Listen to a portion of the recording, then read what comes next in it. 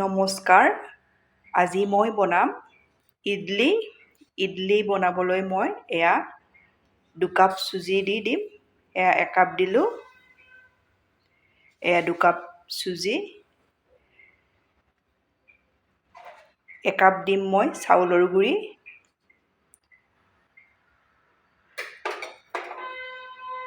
এয়া এবাটি নাৰিকলৰ গুড়ি দি দিছোঁ। 4 চামুচ পাউডাৰ গাখীৰ দি দিছোঁ। এয়া ডাঙৰ চামুচেৰে এচামুচ ঘি দি দিছোঁ। আপোনালোকে ৰিফাইনো ব্যৱহাৰ কৰিব পাৰিব। এতিয়া মই ইয়াতে দি দিম চেনি। আপোনালোকে গুড়ো ব্যৱহাৰ কৰিব পাৰিব। চেনি আপোনালোকৰ সোৱাদ অনুযায়ী দি দিব। মই ইয়াতে দি দিম 2 চামুচ চেনি। ডাঙৰ চামুচেৰে 2 চামুচ, এয়া 3 চামুচ দি দিলোঁ। এতিয়া মই বেলেঞ্চৰ কাৰণে ইয়াত নিমখ অকণ দি দিছোঁ।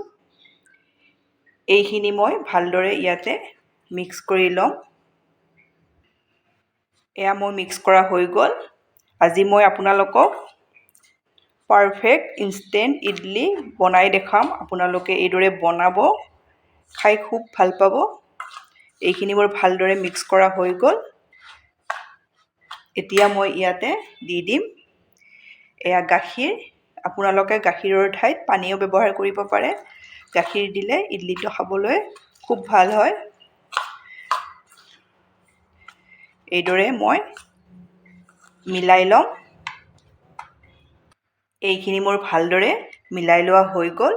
এতিয়া মই 20 মিনিট সময়ৰ কাৰণে ঢাকনিৰে ঢাকি থৈ দিম। এয়া মই ইডলি বনোৱা ষ্টেণ্ডডাল লৈছোঁ। ইয়াতে মই ঘি দিম।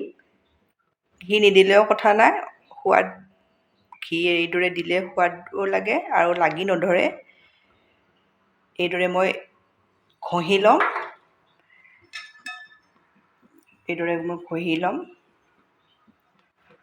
এইদৰে ৰেডি কৰি এয়া মই ষ্টেণ্ডডাল ৰেডি কৰি ল'লোঁ। এয়া মোৰ 20 মিনিট সময় হৈ গ'ল। ইয়াতে দি দিম মই আধা চামুচ বেকিং চ'ডা। এবাৰ এইখিনি এইদৰে লাহে লাহে মিলাই ল'ম। ইয়াত বেছি ডাঠ হৈ আছে আৰু অলপ পানী দি দিম। পানী নিদিওঁ, গাখীৰে দি দিম মই। বেছি পনীয়া নকৰিব, এইটো জোখত ৰাখি দিব।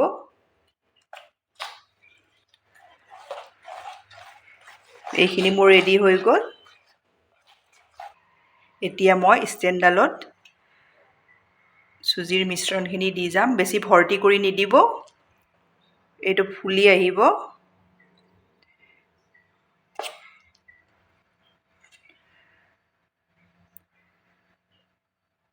এইদৰে মই গোটেই ষ্টেণ্ডডালত দি ৰেডি কৰি ল'ম। এয়া মই ষ্টেণ্ডডাল ৰেডি কৰি ল'লোঁ। আপোনালোকে ইচ্ছা কৰিলে ইয়াৰ ওপৰত ড্ৰাই ফ্ৰুটছো দিব পাৰিব।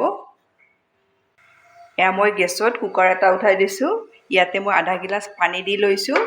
পানী বেছি নিদিব, পানী অলপ কমকৈ দিব।